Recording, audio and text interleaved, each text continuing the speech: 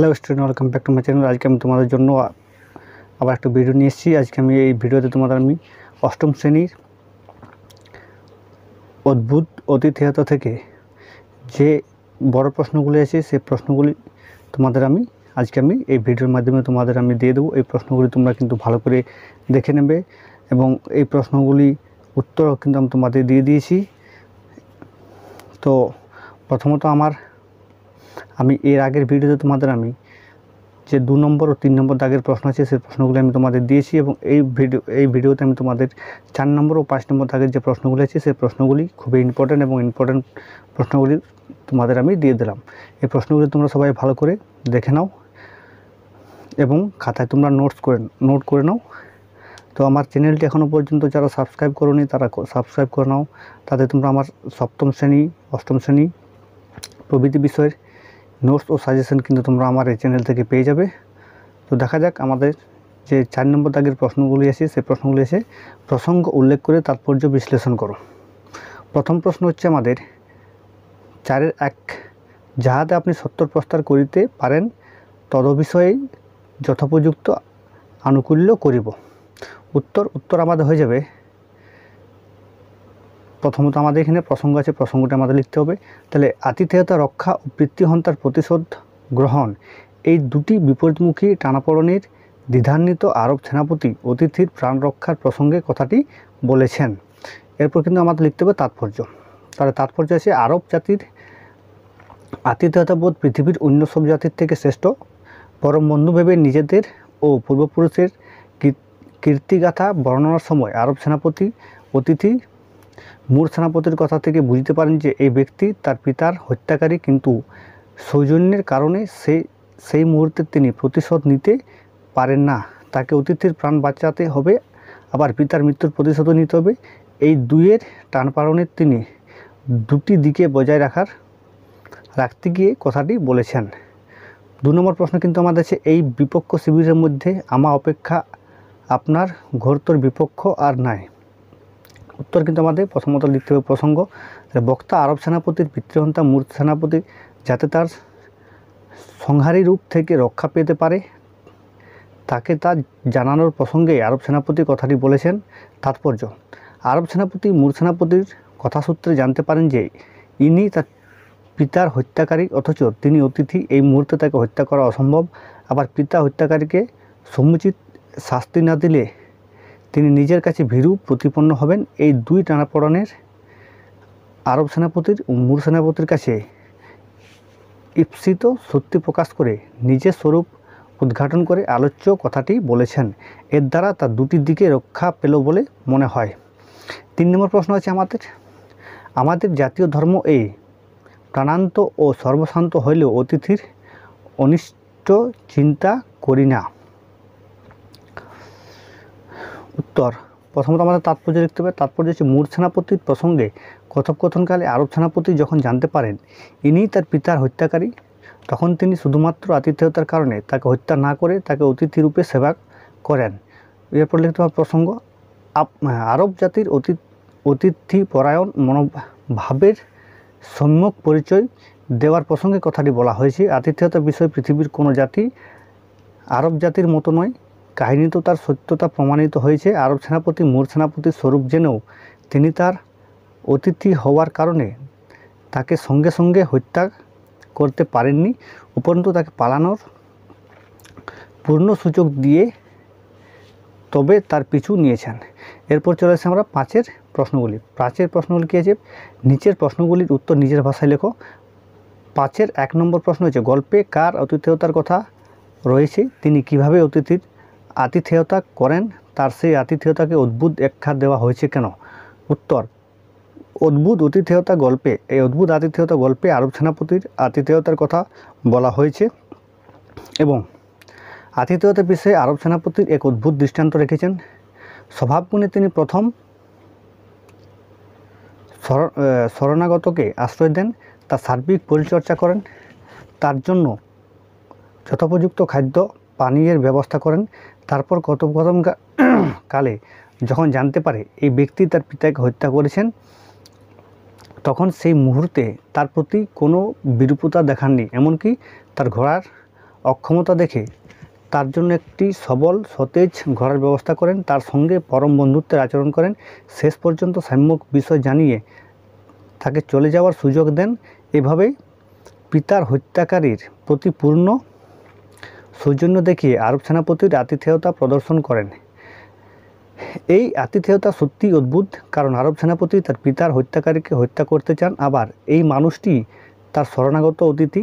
একদিকে প্রতিশোধ স্পৃহা, অন্যদিকে অতিথি সেবা, এই দুইয়ের টানপড়নে সুযোগ পেয়েও আরব সেনাপতি অতিথির প্রতি সামান্য বিরূপতা দেখাননি। আবার বিদায়কালে তার শপথ ও প্রতিজ্ঞার কথা বলে তাকে যথেষ্ট সতর্ক করেছেন। এভাবে মনের ইচ্ছাকে প্রকাশ করেও তিনি আতিথ্য দেখিয়েছেন বলে এই আতিথেয়তাকে অদ্ভুত বলা হয়েছে। 2 নম্বর প্রশ্ন হচ্ছে আমাদের আরব মুর সংঘর্ষে ইতিহাসৃত কাহিনী অবলম্বনে রচিত এখানে লেখকের রচনাশৈলীর অনন্যতার পরিচয় দাও। উত্তর, সাহিত্য সমাজ জীবনের দর্পণ। সমাজে মানুষের আশা আশঙ্কা, সুখ দুঃখ, পাওয়া না পাওয়া, ন্যায় নীতি সাহিত্য ফুটে উঠেছে। মানুষও অন্যের কাহিনীর মাধ্যমে নিজের আদর্শবোধ জাগিয়ে তোলে। আলোচ্য আরব মুর সংঘর্ষের প্রেক্ষিতে লেখক অদ্ভুত গল্পশৈলীর মাধ্যমে এই আখ্যান বুনেছেন।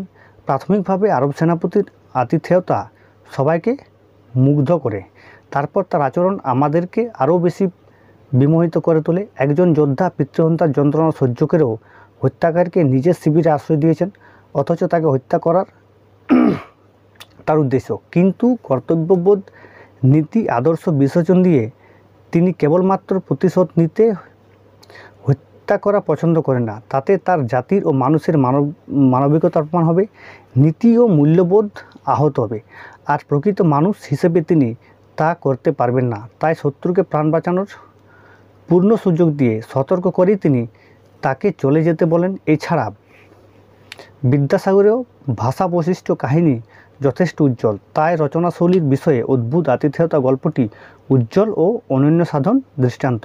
3 নম্বর প্রশ্ন, 5-এর 3 নম্বর প্রশ্ন, আতিথেয়তা বিষয়ে পৃথিবীর কোনো জাতি আরব দিগের তুল্য নহে। গল্পের ঘটনা বিশ্লেষণ করে মন্তব্যটি যথার্থতা প্রতিপন্ন করো। উত্তর, শরণাগতরা কোনো অবস্থাতেই আরব জাতির সহানুভূতি, সেবা, আশ্চর্য, সৌজন্য থেকে বঞ্চিত হয় না। আরবরা অতিথির সেবাকে পরম ধর্ম বলে মনে করে কোনোভাবেই আশ্রিত অনিষ্ট চিন্তা করে না। অদ্ভুত আতিথেয়তা গল্পে আমরা আরব সেনাপতির সেই মানসিকতাকে প্রত্যক্ষ করি। আমরা দেখি আরব সেনাপতি যখন মুর সেনাপতিকে তার পিতার হত্যাকারী বলে বুঝতে পারলেন, তখন তিনি সেবা কার্য থেকে সরে আসেননি।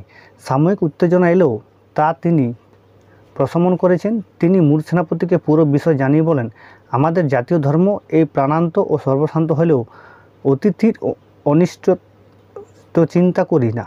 পাঠ্যাংশে আরব সেনাপতি যখন তা যথার্থভাবে পালন করেছেন, শত্রুকে সম্পূর্ণ আয়ত্তে পেয়েও তাকে আঘাত করেননি, বরং নিরাপদে পালানোর সুযোগ ও ব্যবস্থা করে দিয়েছেন। এ থেকেই বোঝা যায় আতিথেয়তার বিষয়ে আরব জাতির তুল্য পৃথিবীতে সত্যি কেউ নেই। 4 নম্বর প্রশ্ন, বন্ধুভাবে উভয় সেনাপতি কথোপকথন হইতে লাগিল। কোন 2 সেনাপতির কথা এখানে বলা হয়েছে, তাদের কিভাবে সাক্ষাৎ ঘটেছিল? উভয়ের কথোপকথনে সারমর্ম নিজের ভাষায় আলোচনা করো। উত্তর, ঈশ্বরচন্দ্র বিদ্যাসাগরের লেখা অদ্ভুত আতিথেয়তা থেকে গল্প থেকে গৃহীত আলোচ্য উদ্ধৃতাংশটি বন্ধুভাবে কথোপকথনরত আরব সেনাপতি ও মুর সেনাপতির কথা এখানে বলা হয়েছে। পরের প্রশ্ন, আরব ও মুরদের বিরোধের সময় একদিন এক আরব সেনা এক মুর সেনাপতির পিছু ধাওয়া করে। দিকভ্রম মুর সেনাপতির দিকভ্রম হয়ে বিপক্ষ শিবিরে চলে যান তিনি। এতই ক্লান্ত ও অবসন্ন ছিলেন যে ঘোড়া চড়ার ক্ষমতাও তার ছিল না। অতঃপর বাধ্য হয়ে তিনি আরব সেনাপতির কাছে আশ্রয় প্রার্থনা করেন। আতিথেয়তা বোধে সর্বোজ্জ্বল আরব সেনাপতি তাকে বিনা দ্বিধায় আশ্রয় দেন, সাধ্যানুসারী পরিচর্যার দ্বারা তাকে সুস্থ করে তোলেন। এইভাবে বিপক্ষ 2 সেনাপতির সাক্ষাৎ হয়েছিল। উভয়ের কথোপকথনের সারমর্ম হলো আরব সেনাপতি ও মুর সেনাপতির পারস্পরিক কথোপকথনের মধ্য দিয়ে উভয় সেনাপতির পূর্বপুরুষদের সাহস, পরাক্রম, যুদ্ধ কৌশলের নানা পরিচয় উঠে আসে কথোপকথনে।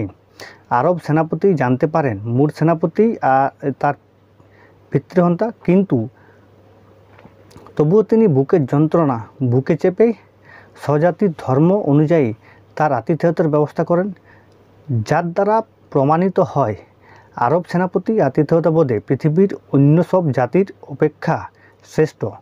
তারা মনের ক্ষুদ্রভাব কখনোই অতিথির কাছে প্রকাশ করেন না। তাদের শত্রুতার মধ্যেও একটি পরম মিত্রতার ভাব ফুটে ওঠে। আর লেখক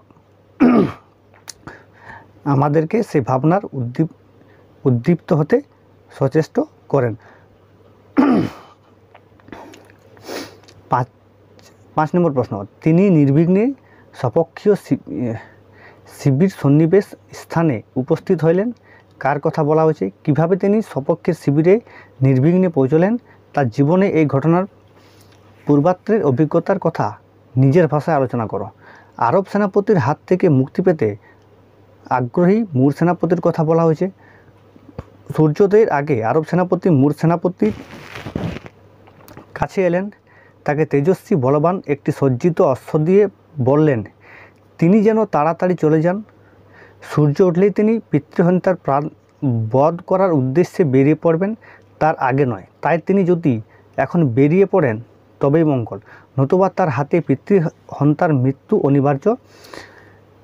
আরব সেনাপতির মুখ থেকে একথা শুনে মুর সেনাপতি বলল, দ্রুতগামী ও তেজস্বী ঘোড়ার পিঠে চড়ে নিজের শিবিরের উদ্দেশ্যে বেরিয়ে পড়লেন এবং দ্রুতবেগে নিজের দলের শিবিরে নির্বিঘ্নে উপস্থিত হলেন। এই ঘটনার পূর্বরাত্রে আরব সেনাপতির শিবিরের আশ্রয় নিয়ে তারই সার্বিক পরিচর্যায় মুর সেনাপতি সুস্থ হয়ে ওঠেন। তারা বন্ধুর মতো নিজেদের মধ্যে নানান গল্প করেন এবং নিজেদের জাতির গৌরবগাথাকে অন্যকে বলতে থাকেন। সাহসা আরব সেনাপতি মুখ বিবর্ণ করে উঠে গেল। মুর সেনাপতি কিছুটা অবাক হন। তারপর দেখেন আরব সেনাপতি তার সামনে না এসে আড়ালে সব কাজ করে যাচ্ছেন। আর এতেই মুর সেনাপতি খানিকটা সন্দিগ্ধ হয়ে এক সময় ঘুমিয়ে পড়লেন। 6 নম্বর প্রশ্ন, তাহার অনুসরণ করিতেছিলেন। কার কথা বলা হয়েছে? তিনি কাকে অনুসরণ করিতেছিলেন? তার এই অনুসরণের কারণ কি? শত্রুকে কাছে পেয়েও তিনি বৈর সাধন সংকল্প সাধন করেননি কেন? এখানে আরব সেনাপতির কথা বলা হয়েছে। তিনি তার পিতার হত্যাকারী মুর সেনাপতি, অর্থাৎ যিনি রাত্রে তার শিবিরের অতিথি হিসেবে আশ্রয় নিয়েছিলেন এবং সূর্যোদয়ের আগে শিবির ত্যাগ করে চলে গিয়েছিলেন, তাকেই অনুসরণ করেছিলেন। মুর সেনাপতি ছিলেন আরব সেনাপতির পিতার হত্যাকারী। আরব সেনাপতি তার পিতার হত্যার প্রতিশোধ নিতে চান। পিতার হত্যাকারীকে হত্যা করার বাসনায় তার অনুসরণের কারণ। আরব জাতির আতিথেয়তাবোধ পৃথিবীর অন্য সব জাতির চেয়ে শ্রেষ্ঠ। নিজের প্রাণ দিয়ে তারা অতিথির সেবা করেন। তার কথায় প্রাণান্ত তার অতিথি অনিষ্ট চিন্তা করেন। এমনকি অতি বড় শত্রু যদি তাদের আশ্রয় থাকে তবুও তারা অনুমাত্র অনাদর, বিদ্বেষ প্রদর্শন বা বিপক্ষতাচরণ করেন না। এই কারণে জাতীয় আতিথ্য পালনের জন্য তিনি শত্রুকে কাছে পেয়েও বৈর সাধন সংকল্প সাধন করেননি। তো আজ আমি তোমাদের 4 নম্বর ও 5 নম্বর দাগে যে প্রশ্নগুলো আছে সেই প্রশ্নগুলো আমি তোমাদের উত্তর সমেত দিয়ে দিলাম। এবং আমার এই চ্যানেলটা তোমরা যারা এখনও পর্যন্ত সাবস্ক্রাইব করোনি তারা চ্যানেলটা সাবস্ক্রাইব করে নাও, কারণ একবার যদি তোমরা আমার চ্যানেলটি সাবস্ক্রাইব করে নাও তাহলে নবম, দশম শ্রেণী, একাদশ ও দ্বাদশ কিন্তু তোমাদের এই চ্যানেল থেকেই সমস্ত বিষয়ে সাজেশন ও নোটস কিন্তু তোমরা এখান থেকে পেয়ে যাবে। এবং আমার যে নোটস ও সাজেশনগুলি সেই সাজেশনগুলি কিন্তু প্রতিটি কিন্তু প্রশ্ন পরীক্ষাতে 90% কিন্তু আমার সাজেশন থেকেই তোমরা সাজেশন ও নোটস থেকে তোমরা কিন্তু কমন পেয়ে যাবে।